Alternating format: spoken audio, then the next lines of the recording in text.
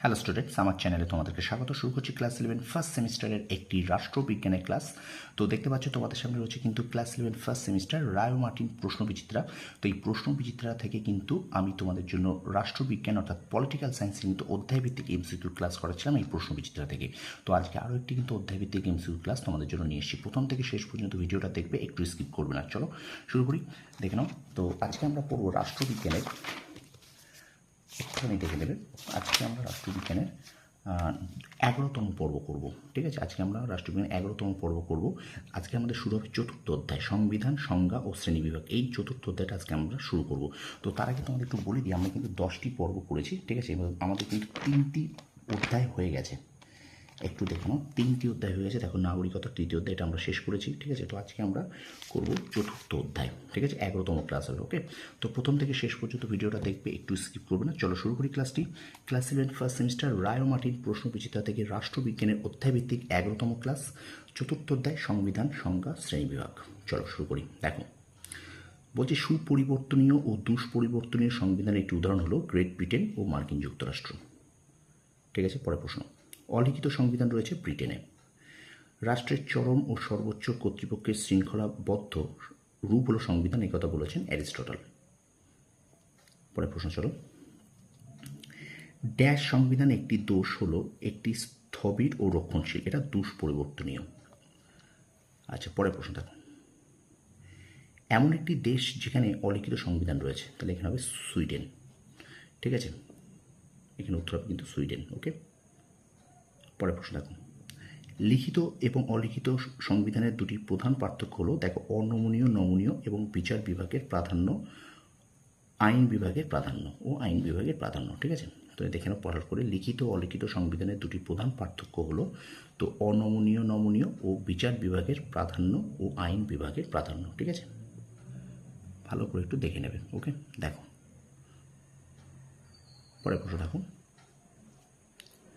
সংবিধান কাকে বলে? দেখো, রাষ্ট্র পরিচালনার জন্য একান্তভাবে প্রয়োজনীয় মৌলিক নিয়মকানুন সমূহের সমষ্টি, তাকে আমরা বলি সংবিধান।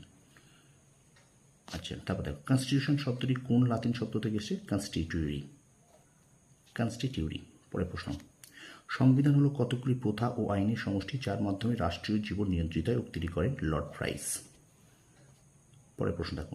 পৃথিবীর বৃহত্তম, জটিল ও লিখিত সংবিধান যে গণতান্ত্রিক দেশে লক্ষ্য করা যায়, ভারতের সংবিধানে।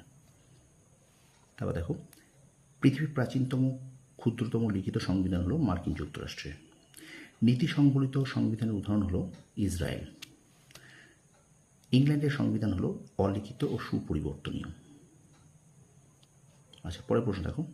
অলিখিত ও সুপরিবর্তনীয় সংবিধান আছে নিউজিল্যান্ডে। আচ্ছা, সুপরিবর্তনীয় ও অলিখিত সংবিধান প্রাধান্য থাকে সরকারের আইন বিভাগের। পরের প্রশ্ন। দুষ্পরিবর্তনীয় লিখিত সংবিধানের প্রাধান্য থাকে বিচার বিভাগের। আচ্ছা, এখানে দেখো, নিচে উল্লিখিত তথ্যগুলি কোন সংবিধানের গুণ? এটা কিন্তু সুপরিবর্তনীয় সংবিধানের গুণ এইগুলো। ঠিক আছে, দেখে নাও ভালো করে। পরের প্রশ্ন দেখো। লিখিত সংবিধানের গুণাবলী হলো, এখানে কিন্তু মৌলিক অধিকার সংরক্ষক, এখানে যেটা হবে মৌলিক অধিকার সংরক্ষক। দেখো, এই ধরনের প্রশ্ন কিন্তু তোমাদের পরীক্ষায় দেবে, সুতরাং এই অধ্যায়টা কিন্তু খুব বুঝে পড়তে হবে। ঠিক আছে, পরের প্রশ্ন দেখো। সংবিধানকে রাষ্ট্রের মৌলিক আইন বলেছেন কুলি। ঠিক আছে, তো স্টুডেন্টস অবশ্যই কিন্তু ভিডিওটা লাইক করো, কমেন্ট করো, বন্ধুদের মাঝে বেশি বেশি করে শেয়ার করে দাও। আর আমার চ্যানেল নতুন হলে চ্যানেলটিকে অবশ্যই কিন্তু সাবস্ক্রাইব করো, পাশে থাকা বেল আইকনে প্রেস করে রাখো, যাতে সবার আগে তুমি নোটিফিকেশন পেতে পারো। ঠিক আছে, তো অবশ্যই কিন্তু লাইক করে, কমেন্ট করে, একটু বন্ধুদের মাঝে শেয়ার করে দাও। চলো আমরা ভিডিওটা কন্টিনিউ করি। চলো,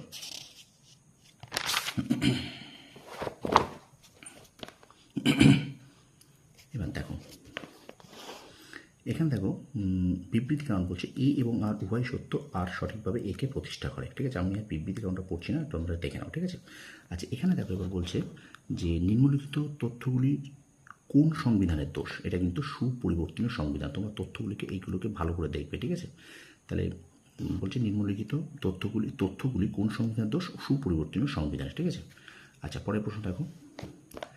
নিম্নলিখিত তথ্যগুলি কোন সংবিধানের দোষ? এটা কিন্তু দুষ্পরিবর্তনীয় সংবিধান। এই তথ্যগুলি কিন্তু ভালো করে তোমাদের পড়তে হবে। ঠিক আছে, আচ্ছা, তারপর দেখো। উৎপত্তিগত বিচারে বা গতানুগতিকভাবে সংবিধানকে ভাগ করা যায় দুটি ভাগে। আচ্ছা, এখানে দুটো বিবৃতি আছে। এখানে দেখো 2 হলো 1-এর কারণ। আমি বিবৃতি আর কারণটা বিবৃতি দুটো পড়ছি না, তোমার উত্তরটা শুধু দেখলাম বিবৃতি। এই উত্তরটা হলো 2 হলো 1-এর কারণ। খুব ভালো করে বিবৃতিগুলো পড়ে তারপর উত্তরগুলো করবে, ঠিক আছে? তারপর দেখো রাষ্ট্রের সর্বোচ্চ আইন সংবিধান। আচ্ছা, ড্যাশ হলো যুক্তরাষ্ট্রীয় শাসন ব্যবস্থা উপযোগী লিখিত সংবিধান।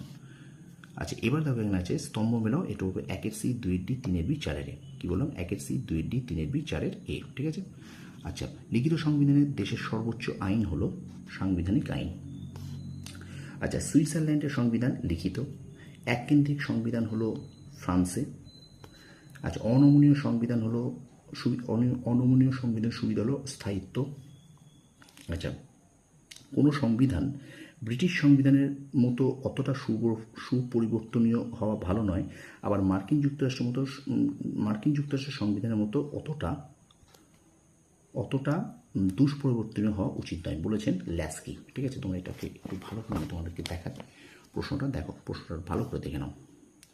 বলছে কোনো সংবিধান ব্রিটিশ সংবিধানের মতো অতটা সুপরিবর্তনীয় হওয়া ভালো নয়, আবার মার্কিন যুক্তরাষ্ট্রের সংবিধানের মতো অতটা দুষ্পরিবর্তন হওয়া উচিত নয়, একথা বলেছেন কিন্তু ল্যাস্কি।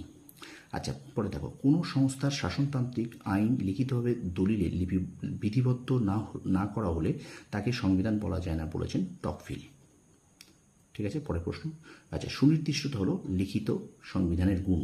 আর এখানে দেখো ড্যাশের মতে জাতি সামনের দিকে এগিয়ে যাওয়া সত্ত্বেও যদি সংবিধান এক জায়গাতে স্থির হয়ে দাঁড়িয়ে থাকে তবে দেশে বিপ্লব অবশ্যম্ভাবী হয়ে ওঠে।